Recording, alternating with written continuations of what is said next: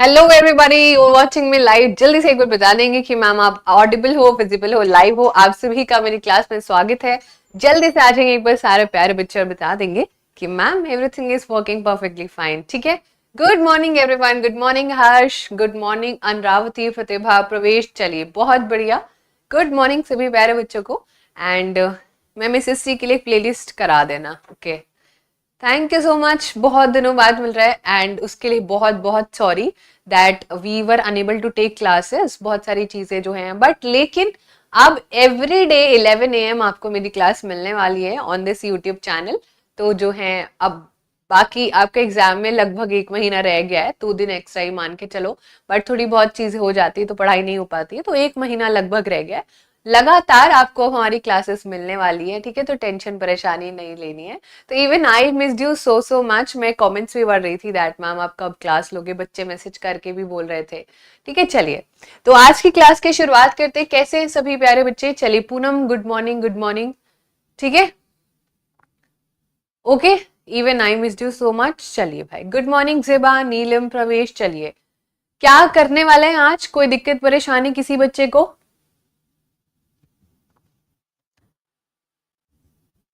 ठीक है, okay. Good morning दीपक, देव, शिवम, ज्योति, रितलेश, रुबिना, कविता, स्वाति। चलिए बहुत सारे बच्चे आ चुके हैं। आज का सेशन जो है वो क्लास 8 के जितने भी सारे बहुत सारे क्वेश्चन एक बार 2023 और 22 में 8 क्लास के 8 सिविक्स के और ये सारे क्वेश्चन बहुत रिपीट हुए हैं। ठीक है, तो आज का जो सेशन है वो ऑब्वियसली सिविक्स हम करने वाले हैं, यानी कि जिसको बहुत सारे बच्चे पॉलिटिकल साइंस भी कहते हैं। उसके क्वेश्चंस हैं लगभग 2022 और 23 का डेटा हम आज लेके आए हैं।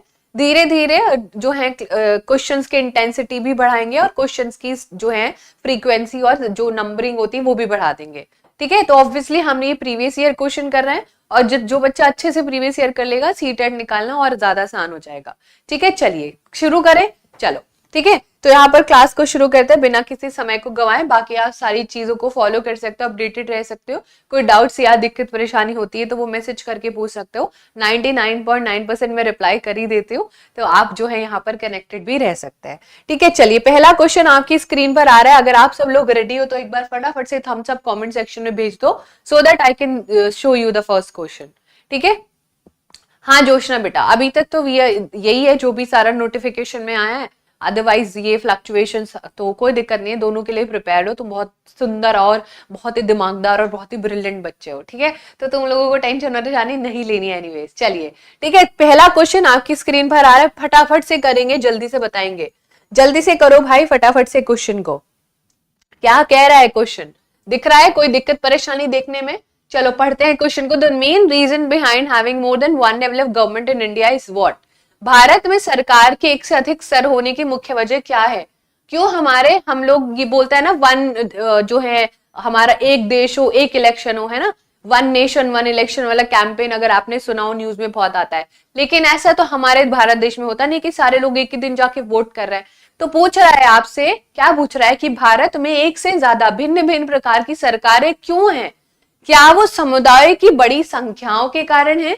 क्या वो सीमांत क्षेत्रों की सुरक्षा है? क्या वो रियासतों को तुष्ट करना है to appease the princely state, या फिर familiarity of the system during the British rule? British शासन के समय व्यवस्था की अच्छी जानकारी। बताओ जल्दी से आंसर क्या होना चाहिए? थोड़ा सा भी दिमाग से सोचेंगे तो आंसर मिल जाएगा। देखो भिन्न भिन्न प्रकार की सरकार और सिक्योरिटी ऑफ बॉर्डर्स का कोई लेना देना तो है भी नहीं, तो ऑप्शन नंबर बी होगा नहीं।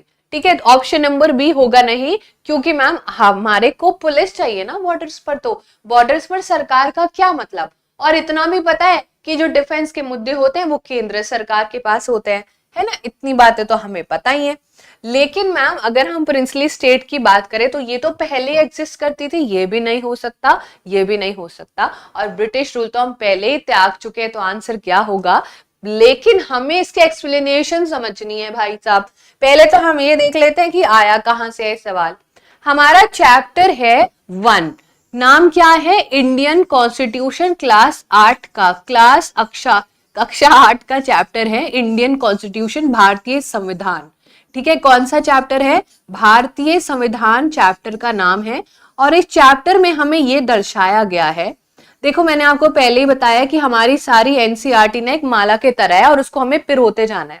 जहां पर हमारी एनसीईआरटी हमें ये दिखाती है कि क्लास 6 में हमें पंचायती राज पढ़ा देती है, क्लास 7 में हमें राज्य सरकार के बारे में बता देती है, और क्लास 8 का ये जो हमारा चैप्टर है इसके बारे में ये हमें सेंट्रल गवर्नमेंट के बारे में बता देती है।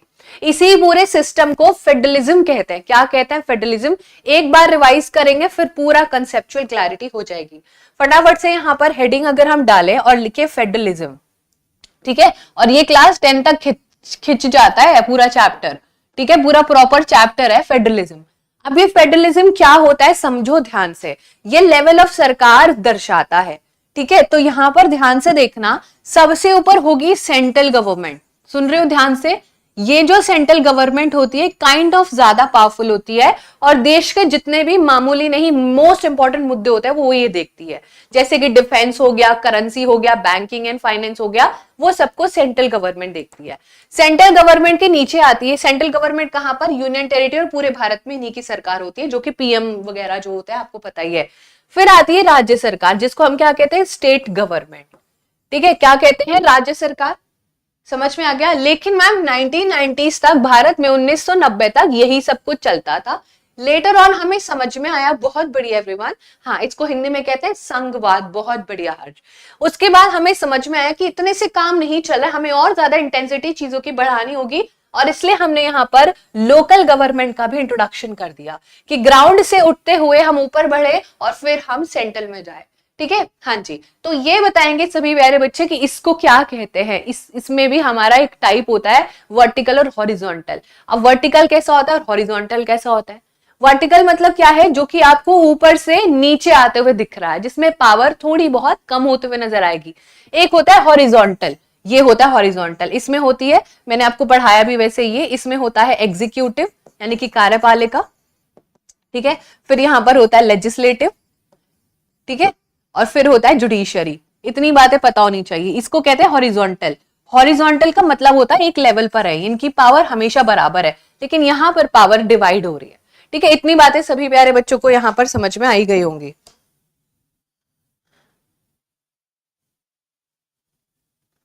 ठीक है। चलो, ठीक है, हाँ जी। तो यहां पर ये सारी बातें जो हमें समझनी थी। अच्छा, एक और बात करते हैं, एक बार जुडिशरी को भी ध्यान से समझ लेते हैं, क्योंकि उससे भी बहुत सारे क्वेश्चन आते हैं।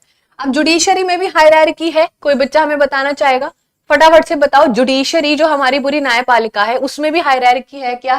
डेफिनेटली। इसमें भी हमें एक ट्रायंगल बनाना है, हमें यहाँ से डिस्ट्रिक्ट से अपनी कहानी शुरू करनी है, जिसमें तहसील, तालुक, ये सारी चीजें आती हैं। डिस्ट्रिक्ट से हमारी चीजें हाई कोर्ट में पहुंचती हैं, ठीक है, हाई कोर्ट में पहुंचती हैं, और फिर हमारा सुप्रीम कोर्ट में पहुंचती है। ये भी आपको बहुत क्रिस्टल क्लियर चीजें पता होनी चाहिए। आप ऐसा नहीं हो सकता कि अपना कोई भी सीधा का सीधा आप सुप्रीम कोर्ट में अपनी कोई अर्जी लगा दो। बहुत सारे छोटे मोटे मुद्दे होते हैं जो डिस्ट्रिक्ट लेवल पर ही सुलझ जाते हैं, राइट। तो ये भी आपको पता होना चाहिए। सुप्रीम कोर्ट के हेड होते हैं सीजीआई, भारत में एक ही सुप्रीम कोर्ट है। हाई कोर्ट के में जो है बहुत सारे जस्टिस होते हैं, चीफ जस्टिस वगैरह, लेकिन सीजीआई कहां पर जो हेड होता है वो हमारे पूरे भारत में सबसे इंपॉर्टेंट पोस्ट होती है, ये ऐसे किसी को भी नहीं मिल जाती है। और नीचे फिर डिस्ट्रिक्ट। हाई कोर्ट एक राज्य के दो भी हो सकता है, दो राज्यों का एक हाई कोर्ट भी हो सकता है, ठीक है। ये भी आपको पता होना चाहिए सारी चीजें। तो ये हमारा जो फेडरलिज्म का स्ट्रक्चर है, एक बार इसको पढ़ लोगे तो सारी चीजें समझ में आ जाएगी। The vast number of communities in India meant that a system of government needed to be devised that did not involve only person sitting in the capital। यानी कि ऐसा नहीं कि नई दिल्ली में बैठ के आप राजस्थान के भी डिसीजन ले रहे हो, राइट, या फिर राजस्थान में बैठ के तुम कर्नाटक के डिसीजंस ले रहे हो, ठीक है। तो ये सारी चीजें होती हैं और ये आपको पता होनी चाहिए। चलिए, तो हमारा आंसर क्या हो जाएगा? जितने बच्चों ने ऑप्शन नंबर ए बोला वो करेक्ट है। समुदाय जो है वो काफी बड़े नंबर में है, और श्वेता क्या चाहती है, प्रवेश क्या चाहता है, और पूजा क्या चाहती है, सबके अपने अलग अलग मुद्दे हो सकते हैं। सरकार को उस हिसाब से सारी चीजें संघ में चलानी होती है, ठीक है। चलिए, अगला क्वेश्चन करते हैं बहुत ही बेहतरीन तरीके से। यहाँ पर बहुत सारी कंसेप्चुअल क्लैरिटी हो रही है, कुछ भी यहाँ पर सीधा सीधा है, ठीक है। चलिए, अगला क्वेश्चन करो फटाफट से। बहुत आसान सवाल है, बहुत आसान सवाल है, बहुत डिफिकल्ट नहीं है। चलो करो। निम्नलिखित में से कौन से भारत के संसद बनते हैं? विच of the following consist parliament of India? है ना, बताओ आकृति बेटा आंसर। राज्यसभा, लोकसभा, राज्य विधानसभा या फिर राष्ट्रपति। ओके, ऑप्शंस भी है A B C, only A B, B D, A B D. बताओ पार्लियामेंट कहां पर है? पूरे भारत में पार्लियामेंट्स देखने को मिलते हैं क्या? हाँ मैम, हम अपनी गली से बाहर निकले तो भी हमें पार्लियामेंट दिख गया, राइट? बहुत ही बढ़िया, बहुत ही बढ़िया, सुपर्ब रिस्पॉन्स। चलिए एक बार इसको फटाफट से कर लेते हैं। वैसे ये हमारा पूरा जो कहानी है, ये हमारे जो है बेसिक्स आई है, ये हमें पता ही, इतनी बात है, तो इसको एक बार कर लेते हैं। देखो, अगर हम पार्लियामेंट की बात करें तो पार्लियामेंट में जो सरकार है वो दिल्ली में बैठती है, हमारा जो संसद है वो दिल्ली में, और उसमें मैम ऑब्वियसली राज्य के विधानसभाएं नहीं आएंगी, क्योंकि राज्य के लिए विधानसभा हर एक राज्य में अलग अलग गिवन है। इसीलिए हमें सिर्फ ऑप्शन नंबर सी हटा देना है, और जहां पर सी होगा वो तो वैसे ही नहीं हो पाएगा। अकेले ए और बी हो नहीं सकते, क्योंकि मैम पार्लियामेंट में आपने बताया है कि 3 लोग होते हैं, ठीक है? तो ए बी सी नहीं हो सकता, ए अभी अकेला नहीं हो सकता, और बी और डी अकेले नहीं हो सकता। तो ऑप्शन क्या हो जाएगा? बहुत बढ़िया, ऑप्शन हो जाएगा, ऑप्शन नंबर डी हो जाएगा, ए बी एंड डी।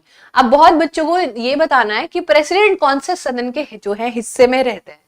चलो बताओ, ठीक है? सबा बेटा, क्लास अभी हम प्लान कर चुके हैं, हर रोज 11 बजे मिलेगी, बेफिक्र रहो, टेंशन मत लो ना इतनी, ठीक है? हाँ, वो कुछ हैंग हो गया क्या? मेरे को भी नजर आ रहा है वैसे गोल गोल। चलो, ये नोट्स कौन होता है, ये कहाँ से आते हैं? तेजस्वी बच्चे नोट्स ले लो। अरे भाई, किसी के नोट से नहीं होती है पढ़ाई, अपने खुद के नोट से होती है। अगर मैं तुम्हें पूरा पेपर बना के दे दो ना कि ये पेपर सीटेट में आएगा, तो भी तुम्हें नहीं आएंगी चीजें समझ में, खुद से करनी चाहिए, ठीक है? चलो, अब बहुत सारे बच्चे कह रहे हैं कि वो मैम राज्यसभा के मेंबर होता है, वो लोकसभा के मेंबर होता है। तो याद रखना, राष्ट्रपति जी पार्लियामेंट का हिस्सा हैं, लेकिन किसी भी सदन के सदस्य नहीं हैं। आज ये बात आपको अपने दिमाग में लिख लेनी है, समझ लेनी है, और उसके अलावा कुछ भी नहीं करना है। प्रेसिडेंट जी ना तो राज्यसभा में जाके देखता है क्या चल रहा है, ना ही वो लोकसभा में अपना ओपिनियन पेश करता है, वो मात्र इसके एक सदस्य है।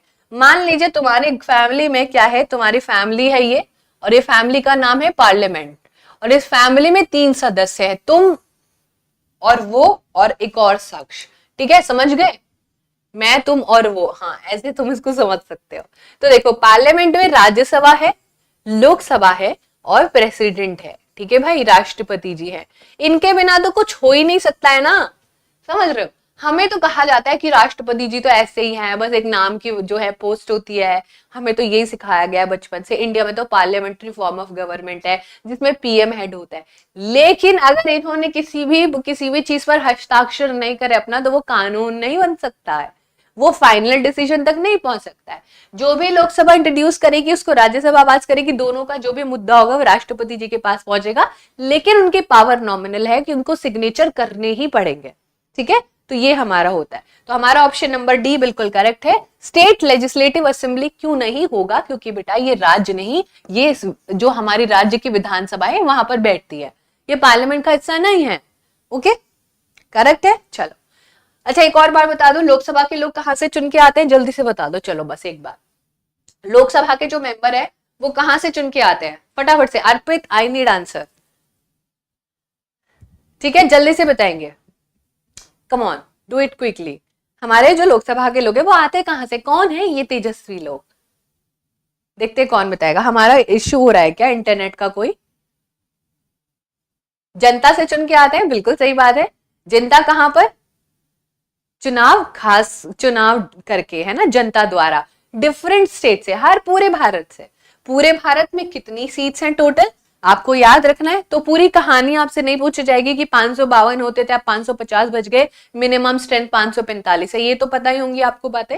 देखो ध्यान से सुन लेना, बता रहे हैं, बहुत पहले नहीं, 2020 तक ये 552 होती थी, अब 520 हो गई हैं, लेकिन जो मतलब अभी तक प्रेजेंट स्ट्रेंथ है वो 545 है। 550 हमारे संविधान में मैक्सिमम स्ट्रेंथ दी गई है। अभी इतने पर सीट्स हमारी इलेक्शन होते हैं। पहले 2 कौन थे? एंग्लो इंडियन, सब इनकी जनसंख्या विलुप्त हो गई, एक तरीके से आप इसको याद रख सकते हो। तो हम लोगों को याद रखना है, पूरे भारत को डिवाइड किया गया है, जिसको हम कॉन्स्टिट्यूएंसीज कहते हैं। और ऐसी कॉन्स्टिट्यूएंसीज हमें कैसे पता चलेगा? ध्यान रखना, ऐसी कॉन्स्टिट्यूएंसीज हमें पता चलेगा इस प्रकार से, ठीक है? इस प्रकार से मान लीजिए ये हमारा पूरा भारत है, और मैंने इस भारत को बहुत सारे बॉक्सेस में डिवाइड कर दिया, ठीक है? बॉक्सेस में डिवाइड कर दिया, और यहाँ पर इसको नंबरिंग डाल दी, 1 2 3 4 5 6 7 8 9 10 11 12, और ये पूरा टोटल नंबर मेरे पास कितना है? 545।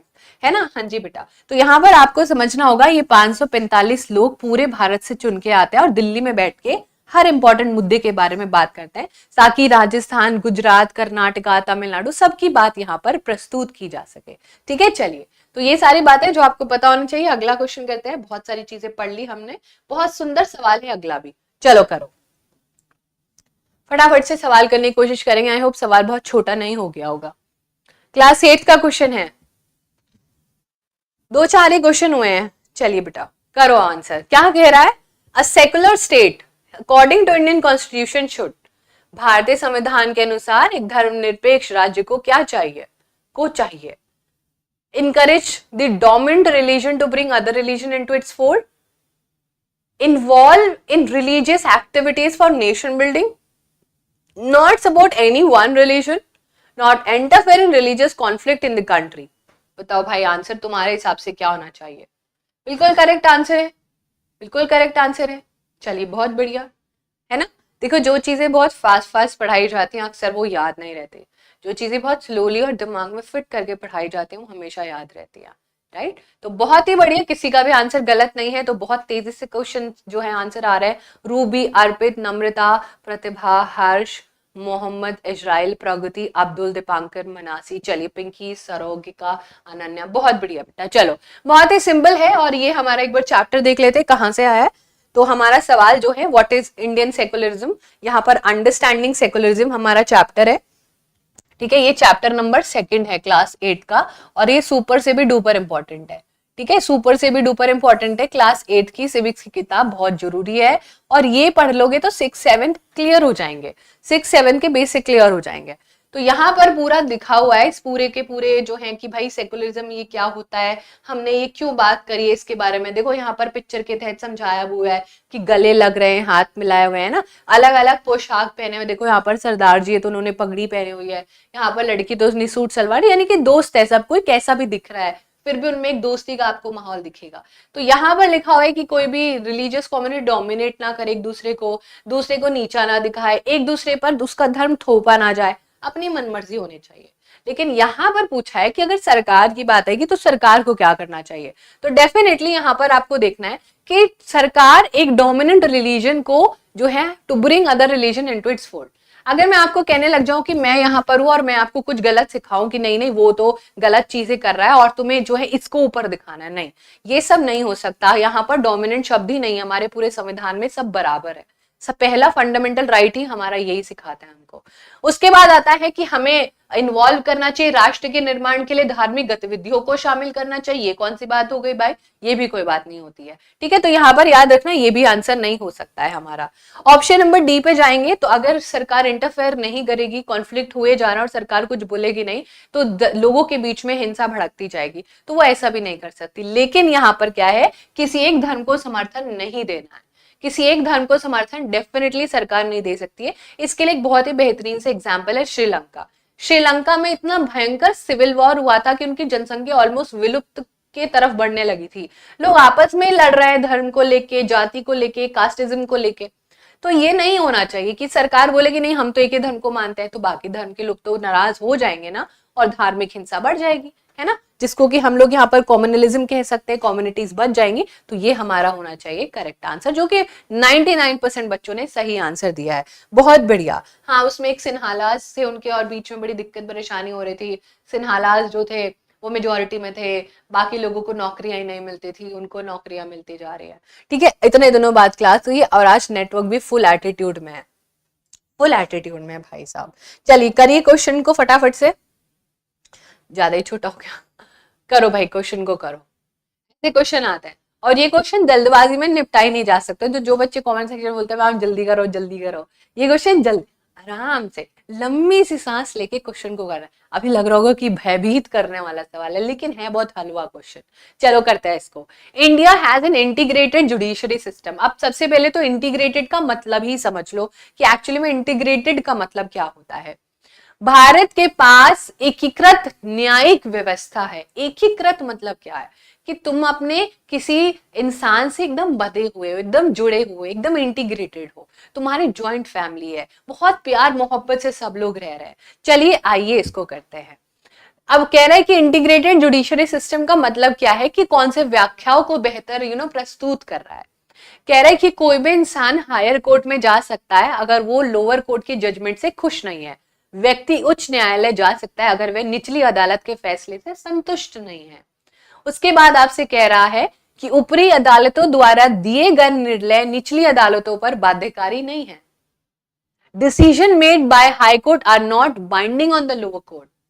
अब आप बताओ, अब इसको मैंने समझा तो दिया तुम लोगों को पूरा का पूरा मैंने आपको यहाँ पर ये तो समझा दिया कि भाई जुडिशरी होती है, सबसे ऊपर सुप्रीम कोर्ट होता है, फिर हायर कोर्ट होता है, और फिर लोअर कोर्ट से डिस्ट्रिक्ट लेवल के, जिला लेवल के जो तहसील वगैरह होता है वो होते हैं, है ना। तो ये इतनी बात तो हमें समझा दी। लेकिन इनमें से आज कौन सा हमारा क्या है सही होगा, ये हमने आज आपको होमवर्क दिया है।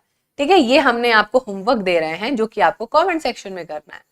ठीक है, तो अब हम यहाँ पर ये हमारा होमवर्क क्वेश्चन है, लेकिन अब आप इसको कर पा रहे हो। जितने भी बच्चे यहाँ पर ऑप्शन नंबर कह रहे हैं वो बिल्कुल करेक्ट है। 99% जो आपको कमेंट दिख रहा है वो सही है। ठीक है, ठीक। तो देखो यहाँ पर क्या है, एक पर इंसान ऑब्वियसली हाई कोर्ट के जजमेंट से खुश नहीं है। ठीक है, ठीक है, और मतलब लोअर कोर्ट से खुश नहीं है तो वो हायर पे जाएगा, हायर से खुश नहीं है तो सुप्रीम कोर्ट, और सुप्रीम कोर्ट है हमारे सलमान खान इंडस्ट्री के, न्यायपालिका के, या जो है बॉलीवुड के जैसे सलमान खान है ना, वैसे ही सुप्रीम कोर्ट जुडिशरी के सलमान खान है।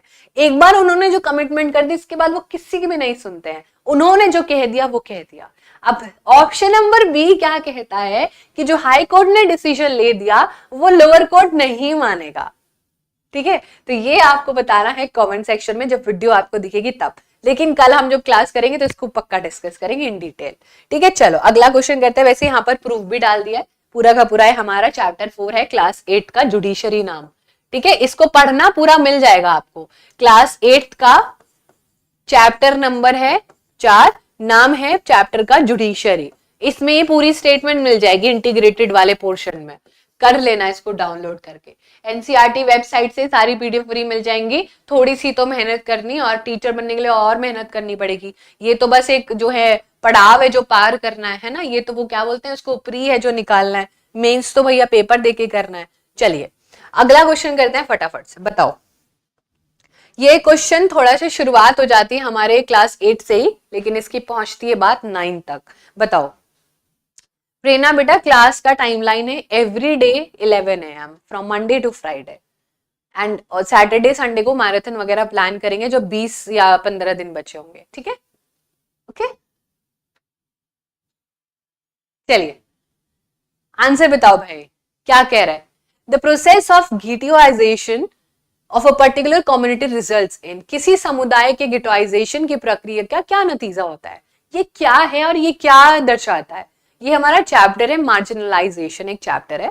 ठीक है, पहले इसको करते हैं। पहले अगर आप लोगों को नहीं पता तो इसको करते हैं। ठीक है जिशान बेटा, उसका बाकी समाज से अलगाव कर दिया जाता है। ठीक है, उनके संस्कृति का विविधीकरण कर दिया जाता है, मतलब जो कि अच्छी चीज होती है डाइवर्सिफिकेशन। अल्पसंख्यकों का संरक्षण किया जाता है, या फिर उनका सामाजिक सशक्तिकरण किया जाता है। क्वेश्चन को अक्कड़ बक्कड़ बम्बे बो करके भी आप कर सकते हो। ठीक है, अक्कड़ बक्कड़ बम्बे बो 80 90 पूरे 100 में लगा धागा, चोर निकल के भाग, गलत जवाब है। अब हम इसका पहले कहानी पढ़ लेते हैं। ठीक है, एक बार कहानी पढ़ लेते हैं, ये क्या है और ये हमें क्या दर्शाता है। देखो यहाँ पर आप लोगों को ये चैप्टर है, ध्यान से सुन लेना। यहाँ पर आपका ये क्लास 8 का चैप्टर है, चैप्टर नंबर 5। ठीक है, कौन सा चैप्टर है, चैप्टर नंबर 5। चैप्टर का नाम है अंडरस्टैंडिंग मार्जिनलाइजेशन। ठीक है, अंडरस्टैंडिंग समझना है, मार्जिनलाइजेशन क्या होता है। जब से इंसान की जनसंख्या ने सभ्यता से रहना शुरू किया है, तब से लेकर आज तक लोग एक दूसरे को नीचा दिखाना, कौन किससे बेहतर है ये दिखाना, और यही एक झड़प और एक लड़ाई लोगों के बीच में चले आ रही है और चले आ रही है। और इसी चैप्टर में हमें हर एक सेक्शन दिखाया गया है।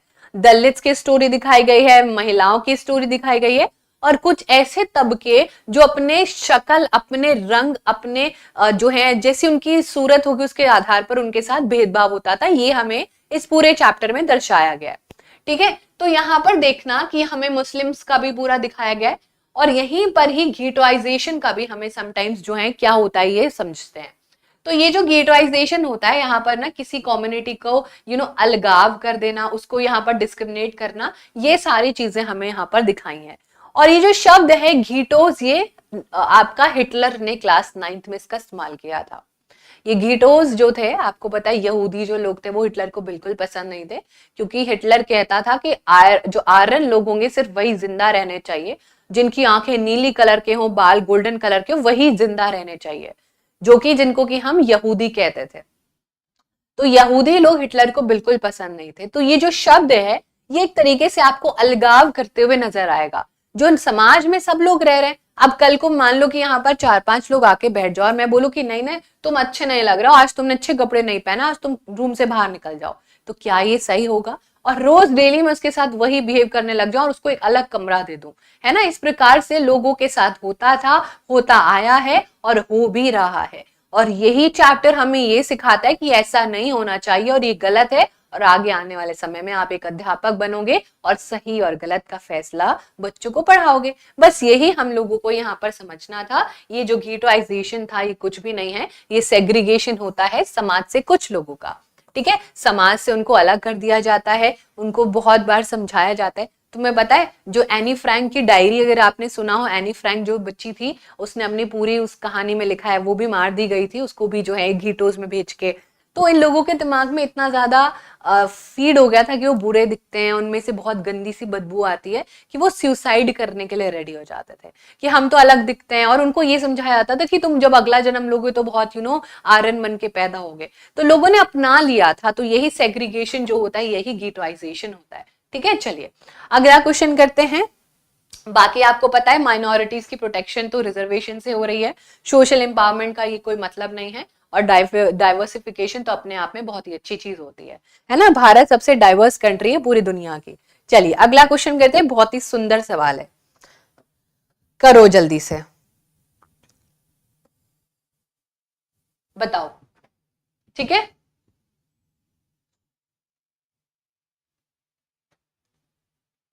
ठीक है, चलिए बहुत बढ़िया। अगला सवाल करते हैं, Which among the following is a step towards recognizing street vending is a part of right to livelihood? Footpath और ठेलों पर सामान बेचने को जीविका पुरोजन के अधिकार के रूप में देखने की एक तरफ निम्नलिखित में से क्या कदम है? फुटपाथ और ठेलों पर सामान बेचने के लिए शहरों के कुछ इलाकों को तय किया जाना चाहिए, और ठेलों को सड़कों पर प्रतिबंध कर देना चाहिए, रिप्लेसिंग छोटे दुकानों को ठेलों की जगह स्थान देना, या फिर ठेलों और फुटपाथ पर सामान बेचने पर स्थानीय सरकार द्वारा कर लगाना। ऑप्शन डी तो बहुत ही बेकार है, तो ऑप्शन डी तो कोई भी नहीं बोलेगा। हाँ ऑब्वियसली प्रेरणा, यू आज थोड़ा सा जो है यहाँ पर देखते हैं, अदिति, रेहाना, परी, सुधा, पिंकौज, अर्पित, दीपांकर, रिया, बहुत बढ़िया।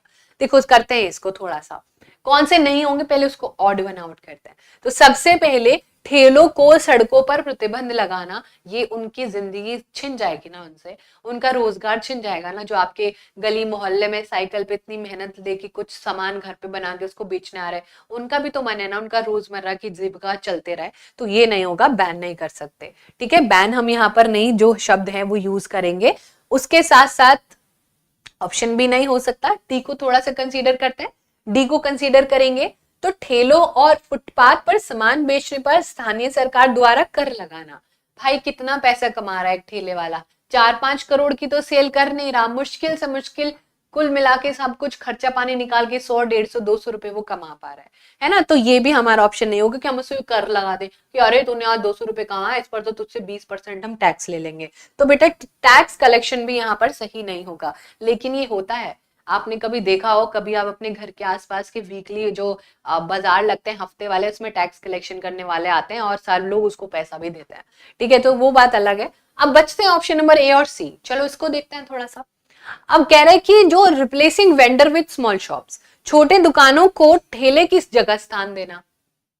अब जो छोटी जगह है, अब ये जो ऑप्शन है थोड़ा सा हटाया जा सकता है, क्योंकि इसको हिंदी में अगर हम देखें तो कह रहा है कि जो छोटी दुकान है ना, उनको उनके जगह ठेले लगा दो, तो छोटे दुकानों का फिर नुकसान हो जाएगा। ये भी हम नहीं कर सकते, है ना? देखा जाए तो ये भी नहीं होगा। बट क्या होगा कि हम लोग मैम ट्रेडिंग जोन्स बना दे शहरों में और सिटीज में। अगर आपने ध्यान से देखा हो तो मैंने तो अपने यहाँ पर देखा है, मेरे यहाँ पर हर दिन बाजार लगता है, बुध बाजार, बृहस्पति बाजार, शुक्र बाजार, शनि बाजार और रविवार बाजार। उस दिन सब लोगों को पता है कि एक साइड की रोड जो है वो ब्लॉक हो जाएगी और सारे जितने भी गाड़ी से स्कूटी से चलने वाले लोग होते हैं सड़क के दूसरी तरफ चलते हैं। तो जब लोगों को ये बात पता है तो हमने एक तरीके से छोटू सा ट्रेडिंग जोन बना दिया। और एक मान लीजिए आपने देखा ही होगा किसी भी ऐसा बच्चा, आप लोग जाते हो, सच बताओ, जाते हो वीकली बाजार, बहुत बढ़िया सामान मिलता है, मजा ही आ जाता है, ठीक है। तो जब हम वीकली बाजार जाते हैं तो ऐसा नहीं कि भाई किसी की गली गली में निगाह किसी के घर के नीचे लगा देना, उसके लिए एक जगह डिसाइड होती है ना, जल्दी से बताओ, होती है ना जगह डिसाइड।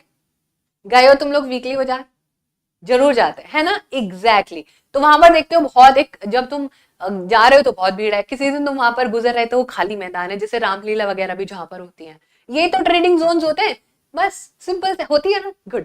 तो यहाँ पर जो है ये सारी चीजें, तो क्रिएटिंग ट्रेडिंग जोन्स बनाने हमें शहरों में और छोटे छोटे सिटीज में एक फुटपाथ टाइप का वहां पर आओ ले और फिर वो लोग अपने घर चले जाते हैं, किसी को प्रॉब्लम भी नहीं होती है, करेक्ट है।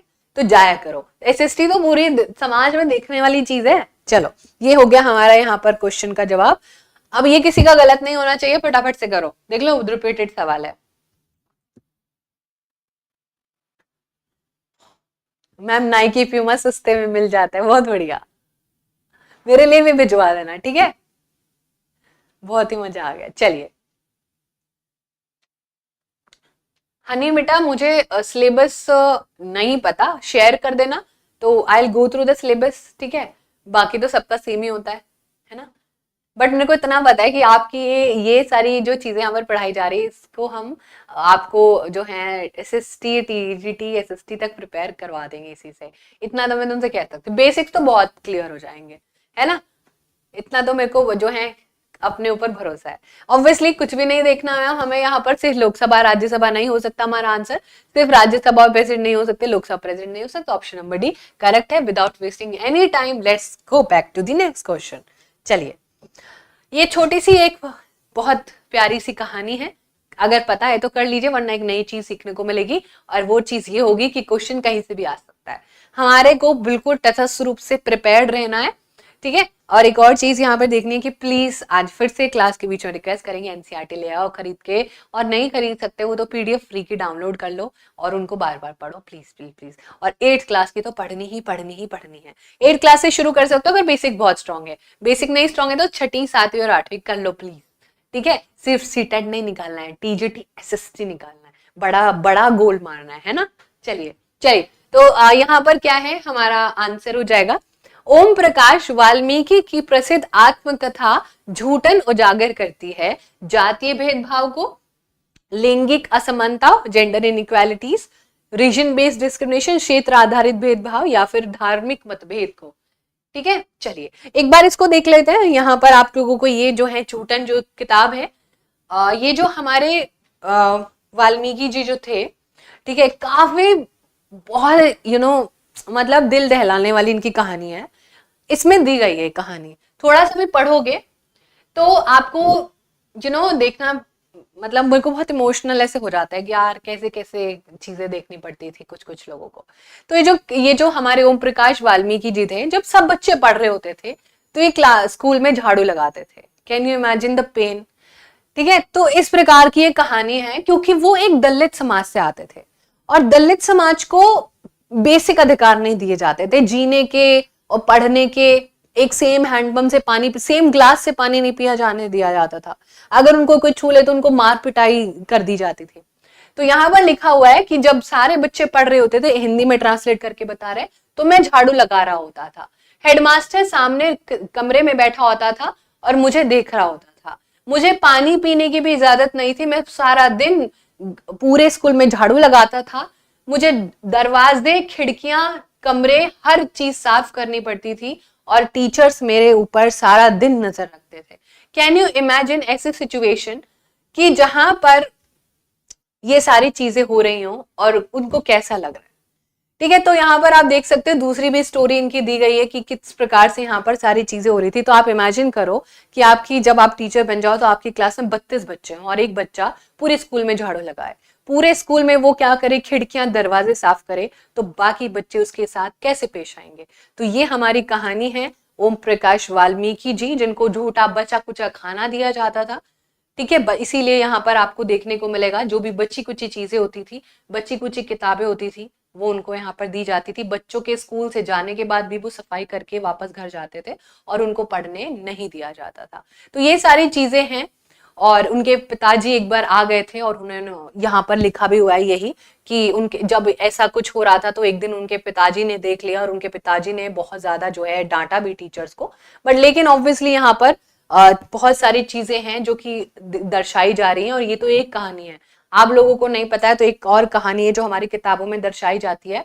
वो ये है कि एक दलित ने बहुत पैसे वैसे जो हैं जोड़ के अपनी बेटी की शादी में घी के लड्डू बनवाए। और जब बड़े ब्राह्मण्स को, बड़े जो हायर कास्ट अपने आप को समझते थे, उनको पता चला तो उन्होंने उस पूरी शादी में तहस नहस कर दिया, टेंट जला दिए, सब कुछ तोड़फोड़ मचा दी, जस्ट बिकॉज उनको देसी घी खाना अलाउड नहीं था। तो इस प्रकार की यहाँ पर चीजें रही हैं। और आज जिन लोगों को आरक्षण दिया गया है, फादर जो हमारे कॉन्स्टिट्यूशन के फादर हैं, है ना, जनक है हमारे संविधान के, हमारे प्यारे B.R. अम्बेडकर जी, उनके लिए बहुत बहुत शुक्रिया कि उन्होंने हमारे लोगों को, इनकी बातों को आगे रखा। तो ये आपको पता ही है। अच्छा, इसी बात से एक बार ये और बता दो कि पूना पैक्ट किसके बीच में हुआ था? एकदम से जज्बात पलट दिए ना तुम्हारे। बढ़िया सा सवाल आ गया। एक बार बताएंगे पूना पैक्ट किसके बीच में हुआ था? बिल्कुल भाई, बिल्कुल नमन है और तहे दिल से नमन है कि समाज में ऐसा ऐसा बहिष्कार लोगों के साथ हुआ है कि रोंगटे खड़े हो जाते हैं, दिल दहल जाता है ना। चलो जल्दी से बताना एक बार पूना पैक्ट के बारे में क्या जानते हो? ठीक है, ठीक है। हाँ, पूना पैक्ट भी जो है इसी आरक्षण से रिलेटेड था। एक पूरी छोटी सी कहानी बता रहे हैं, ध्यान से सुन लेना। पूरे भारत में जब ब्रिटिशर्स का राज था तो ब्रिटिशर्स राउंड टेबल कॉन्फ्रेंस करते थे। अब आप बोलोगे कि अरे ये राउंड टेबल कॉन्फ्रेंस का, अरे गोल मेज होती थी, उस पर सम्मेलन करते थे। तो ऐसे में 3 राउंड टेबल कॉन्फ्रेंस हुई और इन 3 राउंड टेबल कॉन्फ्रेंस में जो हमारे B.R. अम्बेडकर जी थे, तीनों में गए। तीनों राउंड टेबल कॉन्फ्रेंस जो लंदन में होती थी उस समय, तीनों में गए। और वहां पर जाते ही अपने सबसे पहले बात बोलते थे कि मुझे सेपरेट इलेक्टोरेट चाहिए।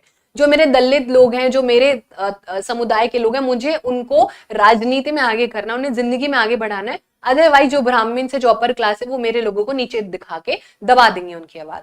तो ये बहुत टाइम तक खिंचती गई और ये हिंट मिल गया अंग्रेजों को कि यहाँ पर सेपरेट इलेक्टोरेट देके लोगों को बांटा जा सकता है। तो यहाँ पर जब ये गांधी जी को पता चला कि सेपरेट इलेक्टोरेट मिलने वाला है, यानी कि सब कुछ अलग होगा, अलग चुनाव हो गए, अपने ही लोगों को दलित का इलेक्शन हो रहा है, तो गांधी जी को लगा कि हाँ तो बंटवारा ही हो जाएगा एक तरीके से। तो वो अनशन पर चले जाते हैं और जब वो अनशन पर चले जाते हैं तो वो बोलते हैं कि मैं अनशन पर चले जाऊंगा लेकिन सेपरेट इलेक्टोरेट नहीं होने दूंगा। थोड़ा B.R. अम्बेडकर जी पिघल जाते हैं, बोलते हैं कि ठीक है, काम करते हैं, रिजर्वेशन यानी कि आरक्षण का जो है एक रख लेते हैं सारी चीजें और आरक्षण यहाँ पर मिल जाता है और सेपरेट इलेक्टोरेट की डिमांड खत्म हो जाती है। तो ये जो पूना पैक्ट था, ये B.R. अम्बेडकर जी और गांधी जी के बीच में एक संधि थी जो कि सेपरेट इलेक्टोरेट ना चाहके रिजर्वेशन यहाँ पर शुरुआती तौर पर आपको देखने को मिल जाएगा। ठीक है, नई बात पता चली। तो यहाँ पर लिखा हुआ है cover of Om Prakash Valmiki book which talks about experience of growing up as a Dalit boy which is a caste based discrimination। जाति के आधार पर जो क्या है उनके साथ भेदभाव होता था। तो जातीय भेदभाव हमारे इस क्वेश्चन का सही आंसर होगा। अब एक चीज सुन लो ध्यान से। अब तुमने देखा कहां पर ये हमारे कहां से सवाल आ गया? हमारा सवाल एक पिक्चर बेस्ड आ गया। कैन यू इमेजिन कि सवाल कैसे भी आ सकता है? और भी बहुत सारी बुक्स है जिनसे सवाल आ सकता है। यस, बहुत सारी ऐसी बुक्स हैं जिनसे सवाल आया है और आएगा भी। तो ये जो चैप्टर अंडरस्टैंडिंग मार्जिनलाइजेशन ये हमें करना है। इसमें बहुत सारे लोग हैं, ज्योतिबा फूले है ना, बहुत सारी बुक्स हैं जो आपको करनी है। ठीक है, चलिए। तो यहाँ पर आपको सारी चीजें देखने को मिलेगी। करते हैं अगला क्वेश्चन। अगला क्वेश्चन अगर आता है तो ठीक है, वरना इसकी बातें बताएंगे, है ना, तुक्का कर देना, कोई दिक्कत नहीं। चलो अगला क्वेश्चन करते हैं। घरेलू हिंसा से महिलाओं के संरक्षण वाला अधिनियम कब पारित हुआ था? 2014, 1995, 2005 या फिर 2010? ठीक है, इसकी पूरी कहानी है हमारे चैप्टर में दिखाई देता है। ठीक है, ये हर किसी को नहीं पता होगा ऑब्वियसली। तो यहाँ पर आपको देखने को मिलेगा कि हमारा जो चैप्टर अंडरस्टैंडिंग लॉ है, चैप्टर नंबर 4 है, यहाँ पर आपको देखने को मिलेगा। ये रहा हमारा चैप्टर। तो यहाँ पर लिखा है कि कोई भी नया कानून आता है तो कैसे आता है ना। तो आपको पता है कि पार्लियामेंट में पार्लियामेंट ही कानून बनाता है, ये तो पता ही होगा। कि ऐसा थोड़ी ना कि आज जो है किरणदीप का मन हो रहा है कि अरे आज मैं नया कानून बना देती हूँ, कोई ऐसा नहीं होता ना। हाँ, उसको तो सब लोगों ने चुन के नहीं भेजा है। तो जिनको चुन के भेजा वही कानून बनेंगे, तो यही हमारा कह रहा है। तो इसमें ही भाई पार्लियामेंट कानून बनाता है, और कानून के पास एक ऐसा मुद्दा पहुंचा भी कि भैया बहुत ज्यादा घरेलू हिंसा हो रही है तो कुछ करो। और जब उन्होंने जो है ये देखा कि भैया किस प्रकार से घरेलू हिंसा हो रही है, जो अडल्ट मेल होते हैं, यूजुअली जो पति होता है वो अपनी पत्नी को कितना मारता है, फिजिकली जो है अब्यूज करता है, इमोशनली अब्यूज करता है, इसीलिए एक नया कानून पास हुआ, the protection of women from domestic violence 2005। ठीक है, मतलब ये हमें वैसे कानून के बारे में समझा रहा था कि कानून कैसे बनते हैं क्या, फिर इसने एक एग्जांपल ही चेप दिया हमको जो हमारे सवाल पेपर में ही आ गया। तो 2005 जितने बच्चे कह रहे हैं वो हमारा करेक्ट सवाल का जवाब है। तो 2005 यहां पर हमारा बिल्कुल सही जवाब है। ठीक है, चलिए अगला क्वेश्चन करते हैं। अगला क्वेश्चन करो, संविधान के किस भाग को भारतीय संविधान की अंतरात्मा माना जाता है? बाप रे, क्या ही होगा ऐसा जिसको अंतरात्मा कह दे, यानी कि तुम्हारे दिल के सबसे करीब जो होगा वही तुम्हारी अंतरात्मा होगा ना, किसके बिना तो हमारे प्राण ही निकल जाएंगे। ठीक है, अब बताओ संविधान के किस भाग को conscience of the Indian constitution, नीति निर्देशक तत्व, fundamental duties, universal अर्नल franchise, fundamental right. अब देखो एक बात बता देता है, जिन भी बच्चों को कर्तव्य और अधिकारों में फर्क है। एक बच्चे का कर्तव्य होता है कि उसको बढ़िया से पढ़ना चाहिए, उसको माँ बाप की सेवा करनी चाहिए, उसको जिंदगी में अपने उसूलों का कायदे कानून का फॉलो करना चाहिए, लेकिन वो क्या करता है, वो कोई ध्यान ही नहीं देता इन बातों पर, है ना। तो बहुत बच्चे अपने माँ बाप की सेवा नहीं करते हैं, उनको फर्क ही नहीं पड़ता। इतने सारे वृद्धाश्रम खुले हुए, माँ बाप वहां पर रोज डेली डेली आ रहे हैं, बच्चे घर से निकाल रहे हैं। तो कर्तव्य ऐसी चीज है कि आपको करना तो चाहिए, लेकिन आप नहीं भी करोगे तो कोई दिक्कत परेशानी आपको कानून तौर पर नहीं देखने को मिलेगी। तो कर्तव्य है हमारे पास 11 फंडामेंटल राइट है। तो यहाँ पर तो ऐसी अंतरात्मा जिसको कर भी देंगे नहीं भी कर देंगे, या भाई आपकी फंडामेंटल ड्यूटी है कि आप ना ये जो है इंटरनेशनल पीस वगैरह बनाए रखो, नहीं कल को तुम चाहो तो आतंकवादी भी बन सकते हो, है ना। तो कर्तव्य अंतरात्मा नहीं हो सकती है, प्राण नहीं निकल जाएंगे नहीं फॉलो करोगे तो। वोट देने नहीं जाओगे तो प्राण नहीं निकल जाएंगे। 18+ जो भी होता है उनको यूएफ मिलता है, यानी कि वोट देने का अधिकार मिलता है। डीपीएसपी भी ऐसे होते हैं। डीपीएसपी का होता है कि भैया राज्य के लिए कुछ नीति निर्देशक है। मैंने दीपांशी को बोला बेटा दीपांशी देखो तुम्हारे लिए मैंने आज एक नीति बनाई है, नीति आयोग नहीं, कि तुम्हें इस हिसाब से चलना है, हर रोज जो है 24 में से 26 घंटे पढ़ना है। और जो है अब वो बोलेगी अरे ऐसा भी हो सकता है क्या। तो डीपीएसपी एक नीति निर्देशक होते हैं। इसके लिए एक बहुत ही परफेक्ट एग्जाम्पल है, शराब का सेवन नीति निर्देशक के हिसाब से नहीं होना चाहिए। नीति निर्देशक कहता है कि राज्य अगर शराब को बैन करना चाहते तो कर सकती है। गुजरात और बिहार में ये शराब का ट्रेड व्यापार नहीं होता है।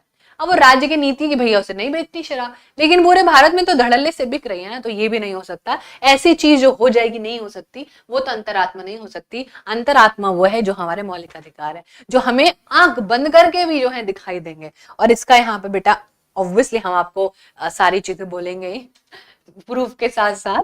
तो यहाँ पर ऑप्शन नंबर डी करेक्ट है, यहीं पर दिया हुआ फंडामेंटल राइट, पहला ही मतलब सेंटेंस है उसी में लिखा हुआ है। ठीक है, तो फंडामेंटल राइट का जो हमारा पहला ही सेंटेंस है, आई होप आपको दिख रहा होगा। तो fundamental right, the section on fundamental rights are often been referred to as conscience of Indian constitution. क्या है, अंतरात्मा है ये। क्या है, कॉन्साइंस है हमारे इंडियन कॉन्स्टिट्यूशन की, हमारे ये पूरे पहले ही चैप्टर में दिया, मतलब पहली वर्ड में दिया हुआ है। तो अब आप इसको वैसे भी याद कर सकते थे, वैसे भी याद कर सकते थे। एक बार छोटू सा रिवाइज कर लेते हैं, कितने फंडामेंटल राइट है मैम हमारे पास? 6 फंडामेंटल राइट्स है। ठीक है, हमारे पास कितने फंडामेंटल ड्यूटीज है? हमारे पास 11 फंडामेंटल ड्यूटीज है। ठीक है, तो ये हम लोगों को बस समझना था। कोई दिक्कत परेशानी? ठीक है, चलिए श्री बेटा जल्दी से मुझे बताएं, कोई दिक्कत परेशानी? बस इतना ही करना था, बाकी ठीक है। ओके, अगला क्वेश्चन करो, बहुत सुंदर सवाल है, थोड़ा बड़ा सवाल है, पहले ये पढ़ लेते हैं। पीछे भी अभी जजमेंट मत सुनाना, अपनी जजमेंट मत सुनाना, अभी इसके पीछे भी सवाल है। पहले 3 स्टेटमेंट को पढ़ते हैं। कह रहा है कि निम्न में से सही कथनों को चुनना है। राज्यसभा में निर्वाचित सदस्यों की कुल संख्या 233 है। ठीक है भाई, ठीक है ठीक है ठीक है। Total number of elected member in Lok Sabha is 545. A total of 10 members are nominated in the Rajya Sabha by the president. क्या बोलती है हमारी जनसंख्या? पहला तो दूसरा तो पढ़ लें, बोलती क्या, बोलने से क्या होता है, पहले दूसरे पढ़ो। Parliament of India consist of the president, Rajya Sabha and Lok Sabha. आज तो इस पार्लियामेंट के सदस्य ने हमारा दिमाग ही खाली कर दिया। ठीक है, चलो पहले तो हम देख लेते हैं कि हमारा ये तो सही स्टेटमेंट है, विच मीन्स कि हमारा जो ऑप्शन नंबर डी है वो तो करेक्ट है। तो जहां पर डी नहीं होगा वो तो आउट हो जाएगा। इसे कहते हैं दिमाग से खेलना, इसे कहते हैं दिमाग से खेलना। वाह वाह वाह, अब हमारे पास बचता है बी डी और ए डी। ठीक है, बी डी ए डी बचता है और मतलब कि डी तो होगा, ए और बी देखना है ना, सॉर्टेड है। यानी कि सी तो नहीं हो सकता है क्या, सी नहीं हो सकता है क्या, पहले बताओ सी क्यों नहीं हो, क्योंकि मैम 12 सदस्य होते हैं ना। अब बताओ, अब ए और बी में से, ए और बी में से चुन लो। A total number of elected members in the Rajya Sabha is 233। A total number of elected members in the Lok Sabha is 545। बताओ, ठीक है। Muskan, we are planning on it and as soon as it's there we will let you know. ठीक है, अच्छा जो भी बच्चे B कह रहे हैं ठीक है, बट ए क्यों नहीं होगा ये तो बता दो, पहले ये तो बता दो मैम, बी और डी होगा, हमें तो पक्का पता है। बी फॉर भौकाल। ठीक है चलिए, अच्छा ये बताओ, ठीक है भाई मान लिया, बट बी क्यों नहीं होगा, बी क्यों नहीं होगा। A total number of elected members in the Rajya Sabha is 233.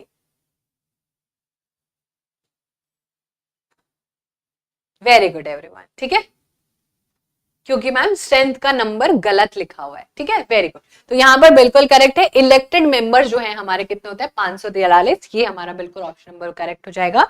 तो हमारा ऑप्शन नंबर बी बिल्कुल करेक्ट हो जाएगा, बी एंड डी। अरे भैया रे, बी और डी हमारा बिल्कुल करेक्ट हो जाएगा, बी फॉर भौकाल और डी फॉर तहलका। ठीक है, चलो यहाँ पर दिया भी हुआ है, ये पूरा का पूरा हमारा इसी चैप्टर में दिया हुआ है पूरा कि कौन कितने मेंबर्स हैं, ये चैप्टर पढ़ लेना, चैप्टर 3 है, बहुत इंपॉर्टेंट है, स्क्रीनशॉट डाल दिए हैं, बहुत जरूरी। ठीक है, चलो भाई अगला सवाल करते हैं। अगला सवाल हमारा कैसा है, बहुत ही सुंदर है, कैसा है, चलो करो। सुंदर सवाल है, प्रूफ दिखाएंगे, बहुत बढ़िया पंकज बेटा, आंसर कीजिए। जो बच्चे भाई वीडियो को देख रहे हैं जरूर लाइक भी कर देना, लाइक्स बहुत कम है क्योंकि हमारे,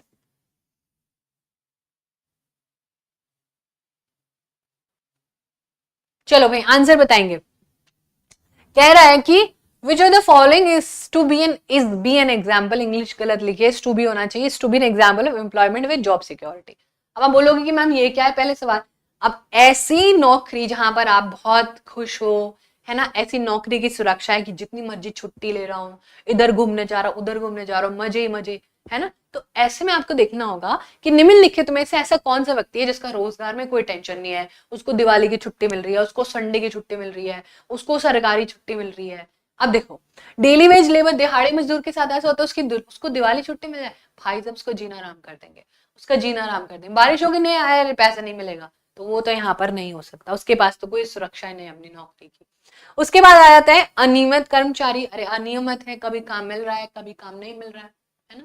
तो अनियमित, आज रिक्शा, आज हड़ताल हो गई रिक्शा वालों की, आज किसी की हड़ताल हो गई तो भैया काम ही नहीं मिला, तो उसका भी अनियमित है, कैजुअली काम कर रहा है वो।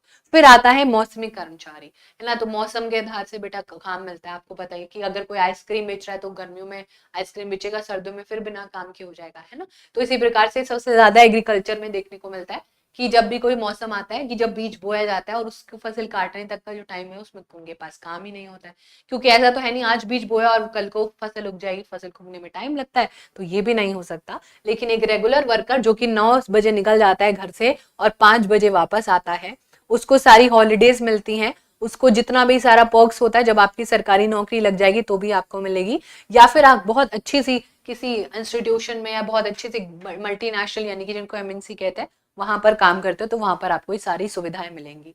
ठीक है, मेडिकल इंश्योरेंस और सरकार की तरफ से हेल्थ इंश्योरेंस, ये सारी जो भी बेसिक चीजें होती हैं, घर का खर्चा, सब कुछ मिलता है यहाँ पर। ठीक है, हाँ, जैसे कि you can say my job is also very secure and यहाँ पर आपको सारी सिक्योरिटी है, संडे की छुट्टियां होती हैं, जब आप चाहो तो आप छुट्टियां ले सकते हो, आप मेडिकल छुट्टियां भी ले सकते हो, है ना। तो यहाँ पर आपको वेरी गुड एवरीवन, सो ये रेगुलर बेसिस पर होती है और यहाँ पर आपको फिक्स जो है एक तरीके से आप इसको कह सकते हो। ओके, चलिए अगला सवाल करते हैं, लेकिन उससे पहले आपको यहाँ पर दिखा देंगे, अरे नहीं ये नहीं था, कहाँ गया, ये आप यहाँ पर देख सकते हो, यहाँ पर ये चैप्टर 9 जो है ना, ये क्लास 6 का है, ये क्लास 6 का चैप्टर है, बस एक ये इस क्लास 6 का हमारे पास आ गया था सवाल और ये अर्बन लाइवलीहुड में हमें दिखाया, लेकिन ये चैप्टर अगर आप बेसिक समाज को समझते हो तो आप कर लोगे आराम से। ठीक है, चलिए अगला क्वेश्चन करते हैं। अगला क्वेश्चन हमें क्या दिखाता है, ये इसी से रिलेटेड है जो अभी पढ़ाया है, बताओ जल्दी से। एक कैजुअल लेबर कैसा होता है, कैजुअल यार बेचारे को कभी काम मिल रहा है कभी काम नहीं मिल रहा है। ठीक है, चलिए ठीक है अमित बेटा बोल देंगे हम प्लेलिस्ट बनाने की। ओके, वेरी गुड मोहम्मद रजी, ये हमारा क्लास 6 का लास्ट चैप्टर है एनसीईआरटी का। इसके बाद हमारी एनसीईआरटी खत्म हो जाती है। मैम पीडीएफ कहाँ से मिलेगी इस क्लास के? अब एक ग्रुप बनाएंगे एक, ठीक है? आंसर कीजिए भाई। अनियमित रोजगार के संदर्भ में निम्न कथनों को पढ़िए। मान लो तुम्हें कुछ भी नहीं होता है, एकदम ऐसे भौकाल जो है का नाम लेके पेपर देने चले गए। पढ़ते हैं। देखो, किसी कारीगर को तभी आना होता है जब मालिक को जरूरत हो। सही बात है, कैजुअल है ना, अनियमित। मालिक ने बोला अरे आज मैं छुट्टी पर हूँ। अच्छा, मैंने अपने घर में ये चीज नोटिस करी है। मैंने जो नोटिस करी भाई, हमारे यहाँ पर ना एक दूध वाले भैया भैया दूध देने आते हैं, ठीक है? तो मैंने नोटिस करा कि जब जब हमारा जो है दूध नहीं आता है तो मेरी मम्मी उनको फोन करके बोलते कि भैया हमें नहीं चाहिए आज। तो वो फिर उस दिन के पैसे हम उसको नहीं देते हैं। लेकिन उसका तो सामान वेस्ट हो गया ना उस दिन वाला। तो उसको तो पूरा कुल मिला के अगर मान लो 30 दिन में से 30 लोग थे और 30 लोगों ने 30 दिन नहीं लिया, किसी ने किसी दिन नहीं लिया, किसी ने, तो उसको तो नुकसान हो रहा है ना। तो ये डेफिनेटली कारीगर को तभी आना होता है। तो हमारा ये तो सही है, यानी कि सी नहीं हो सकता क्योंकि भैया सी के पास ए नहीं है, ठीक है? तो सी के पास ए नहीं है, ऑप्शन नंबर सी के पास ए नहीं, ये नहीं हो सकता। अगला करते हैं, एम्प्लॉयज गेट गुड वर्क। हाँ हाँ, कारीगर को कार्य की अच्छी दशाएं मिलती है, उसको जाते पैर दबाए जाते हैं, है ना, उसको बहुत बढ़िया से सरजी सरजी बोल के काम कराया जाता है ना, बहुत अच्छी दशा होती है। देखा है ना कैसी होती है कैजुअल वर्कर की दशा। काम बेचारों को 6 बजे भी बैठना पड़ता है, 1 घंटे पैसे दे दो साहब, है ना, करके। तो ये तो बिल्कुल जो है यहाँ पर दशाएं अच्छी नहीं होती। तो बी जहां पर भी वो नहीं होगा answer. Employees are expected to work for longer hours, definitely. वो चाहत होती है हमारी कि अरे एक कम पैसे में ज्यादा काम करके जाने का, ठीक है ना? ऐसे हमारी एक एटीट्यूड होता है कैजुअल वर्कर्स की। मेरा नहीं होता, मैं तो लोगों की बता रही हूँ, ठीक है? मेरा तो भैया, मैं बहुत नर्म मिजाज का मेरा दिल है, मैं तो खुद ही काम कर लूँ अपना। मेरा तो ऐसा दिल है कि अरे भैया आप पैसे ले जाओ, मैं तुम्हारे काम में हाथ बंटवा देती हूँ, ठीक है? तो ये सारी चीजें हैं, ठीक है? कारीगरों से ज्यादा घंटे काम करवाने की उम्मीद की जाती है, तो ये करेक्ट होगा। तो ए और सी, ए सी हमारा जो है सही होगा। तो ऑप्शन नंबर बताओ अब कौन सा होगा? जितने ही बच्चे यहाँ पर ऑप्शन नंबर डी कह रहे हैं बिल्कुल करेक्ट है, ठीक है भाई? चलो आखिरी सवाल कर लेते हैं बेहतरीन सा, और वो होगा ये सवाल। ये ताजा ताजा गर्मा गर्म सवाल है हमारी आज की क्लास का, ठीक है? चलो जल्दी से बताओ। Every citizen has freedom to practice and follow one's own religion. This freedom emanates from which principle इन इतना भारी भरकम सवाल। प्रत्येक नागरिक को स्वतंत्रता की है अपने धर्म का पालन और अनुसरण करने की। भारतीय संविधान में प्रतिस्थापित किस सिद्धांत से स्वतंत्रता उत्पन्न हुई है? सीधा ही पूछ लेते ना भैया, धर्म से रिलेटेड हमसे क्या पूछा जा रहा है? देखो, सोशलिज्म है, सेकुलरिज्म है, डेमोक्रेसी है और रिपब्लिकन फॉर्म ऑफ गवर्नमेंट है। क्या लगता है आपको? जल्दी से जो है बताएं, जल्दी से आपको क्या लगता है? ऑब्वियसली यहाँ पर धर्म की बात हो रही है, तो समाजवाद नहीं होता है। समाजवाद एक रशियन कॉन्सेप्ट है, रशिया में समाजवाद सबसे पहले आया था, जिसको कि उससे पहले सोवियत यूनियन कहा जाता था, है ना? अब यहाँ पर ना समाजवाद कि यहाँ पर ना बहुत सारे लोग होते थे और कुछ लोग जो अमीर होते थे वो दूसरों, मतलब मैं काम करूं पैसा कोई और कमाए, ऐसा कंसेप्ट होता था। आज भी होता है, मतलब जो कि, ठीक है? तो यहाँ पर उन लोगों को बड़ी दिक्कत होती, तो लोगों ने बोला कि समाज को इक्वल, अगर तुम्हारी फैमिली में 4 लोग हैं तो तुम्हें 4 ही कमरे का घर मिलेगा, ऐसा नहीं कि तुम एक बहुत बड़े महल में रह रहे हो। तो समाजवाद बराबरी में बांटता है चीजों को, तो धर्म से कोई लेना देना नहीं रखता। बाकी लोकतंत्र होता है जहां पर सारी चीजें खुले रूप से होंगी, सरकार को क्वेश्चन कर सकते हो, यहाँ पर कोई तानाशाही नहीं होगी, सरकार को गिरा सकते हो, कुछ भी कर सकते हो। लोगों का तंत्र है, वो तंत्र विद्या नहीं हो रही यहाँ पर। लोगों को तंत्र है, लोगों के पास पावर है, लोक और तंत्र, people are the final verdict. तो ये भी नहीं हो सकता, मतलब ये सही बात है लेकिन इसका सही जवाब नहीं है। और रिपब्लिकन फॉर्म ऑफ गवर्नमेंट आपको पता है जिसमें प्रेसिडेंट हेड होता है, ठीक है? तो ये सारी बस बातें होती हैं। हमारी पार्लियामेंट्री जहां पर पार्लियामेंट बहुत ज्यादा पावरफुल है, और बचता है सेकुलरिज्म जिसमें आता ही धर्मनिरपेक्षता है ना? चलिए बहुत बढ़िया। और ये हमारा क्लास 8 का सेकंड चैप्टर सेकुलरिज्म, जो कि हमको यहाँ पर दिया भी गया हुआ था कि ये पूरा हमने शुरू में करा था एक क्वेश्चन, ठीक है? तो आज का जो होमवर्क था वो तो मैंने आपको दे ही दिया था, अब थोड़ी बातें कर लेते हैं, ठीक है? इसलिए हमने सेशन को थोड़ा सा जल्दी समाप्त कर दिया, ठीक है? मैम आप इतने दिनों बाद क्यों आए? इसका कारण तो मुझे भी नहीं पता है, इसका जवाब तो मेरे पास भी नहीं है। मुस्कान सेड मैम लास्ट ईयर मैंने सीटेट दिया था पर 4 नंबर से मैं रह गई थी, लेकिन इस बार तो तुम नहीं रहने वाली हो, इस बार तो तुम्हारे बहुत अच्छे नंबर आएंगे, ठीक है? मैम मैं फर्स्ट टाइम सीटेट देने वाली हूँ, आपसे बहुत नॉलेज मिलती है, बस वही तो पूरा कंसेप्ट है भाई। एक क्वेश्चन नहीं करना, 4 क्वेश्चन के साथ वो ऑप्शंस भी करने हैं, ठीक है? देखो बता रहे हैं तुमको, हाँ टाइम चेंज हो गया, 11 बजे हो गया। 11 AM इज टाइम जो अब आपको मंडे टू फ्राइडे मिलेगा, मिलेगा ही मिलेगा ही मिलेगा, तुम्हें बस पधार जाना है, ठीक है। तो अब यहां पर समझ लेना कि फर्स्ट अटेम्प्ट हो सेकंड अटेम्प्ट हो, ये कोई सा भी अटेम्प्ट हो, फर्स्ट अटेम्प्ट वाला थोड़ा ज्यादा एनर्जाइज रहता है, उसको पता भी नहीं है कि कौन सी गलतियां वो कर रहा है या कौन सी गलतियां वो नहीं कर रहा है। तो आपको क्या करना है, प्रीवियस ईयर के क्वेश्चन को करना है और कुछ भी नहीं करना है, सिर्फ NCERT, NCERT previous year, NCERT previous year, NCERT previous year, ठीक है। और अगर आप चाहोगे तो हम टॉपिक वाइज भी चीजों को करने की कोशिश करेंगे, है ना। अभी तो हम ईयर वाइज चीजें करें कि 2022-23 में क्या पूछा गया था। अभी कोशिश है कि टॉपिक वाइज ही कर ले कि भाई सेकुलरिज्म से किस प्रकार के सवाल आ रहे हैं, क्योंकि ज्यादा बड़ा सिलेबस तो है नहीं, ठीक है।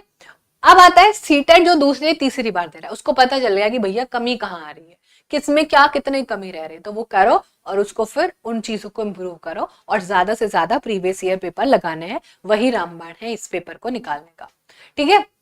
अब बताओ आगे। हाँ जी बिल्कुल डेफिनेटली ममराज बेटा, बिल्कुल 6 to 8 एनसीईआरटी इनफ है, लेकिन ओनली फॉर सीटेट। सीटेट ही तो गोल नहीं होगा, आगे बढ़ना होगा, टीजीटी या पीजीटी एग्जाम्स क्रैक करने होंगे, है ना। तो फिर सिर्फ एनसीईआरटी, आगे तक भी पढ़ लो, छुट्टी एक बार पढ़ के, है ना। और हाँ एक और चीज बोलेंगे कि बहुत सारे बच्चे नोट मांगते हैं और बोलते हैं कि नोट्स ले लो मेरे, अपना खुद का बनाओ नोट्स, ठीक है। किसी के भरोसे नहीं रहना, किसी के भी, या तो तुम बहुत ही ब्रिलियंट हो कि और दूसरे के नोट से पढ़ लेंगे, उसने तो दिमाग लगा लगा के बनाया, उसको तो 2-2 बार 3-3 बार रिवाइज हो रहा है, ठीक है। ओके अभी तो मतलब हमने चीजें शुरू करी हैं, तो प्रोबेबिलिटी है कि आपका इतना प्रीवियस ईयर पढ़ा देंगे तो पेपर निकाल लोगे, लेकिन लेटर ऑन ऑब्वियसली सारी चीजें आपको देखने को मिली जाएंगी, ठीक है। हाँ सेल्फ नोट यूजफुल होता है। बाकी और कोई दिक्कत परेशानी? टीजीटी के लिए 10th तक एनसीईआरटी पढ़ना है क्या? You are a good question, your question hurt me. 10th तक नहीं पढ़ना, 12th तक पढ़ना है, नहीं होने वाला 10th तक भैया, 12th तक के क्वेश्चन करना है, करा देंगे क्या, अभी तो हम यहाँ हैं तुम्हारे लिए, ठीक है। चलो हिस्ट्री टफ लगता है, हम है ना, ऐसे पहले ही हम लोग ऐसा अरे हिस्ट्री पढ़ने पड़ रही है, नहीं, अरे हिस्ट्री पढ़नी पड़ रही है, वाओ, तो ज्यादा याद रहेगा, है ना। चलो कहने के तरीके होते हैं, चलो ठीक है डन। हाँ प्लेलिस्ट की सबसे ज्यादा डिमांड आ रही है, प्लेलिस्ट बनवा देंगे, अभी अभी बोल देंगे, ठीक है। चलिए so thank you so much everyone, see you in the next class, and वाला lots of love, love you all so much, मिलते हैं कल की क्लास में ठीक 11 बजे नए क्वेश्चंस के साथ, बाय बाय, टेक केयर।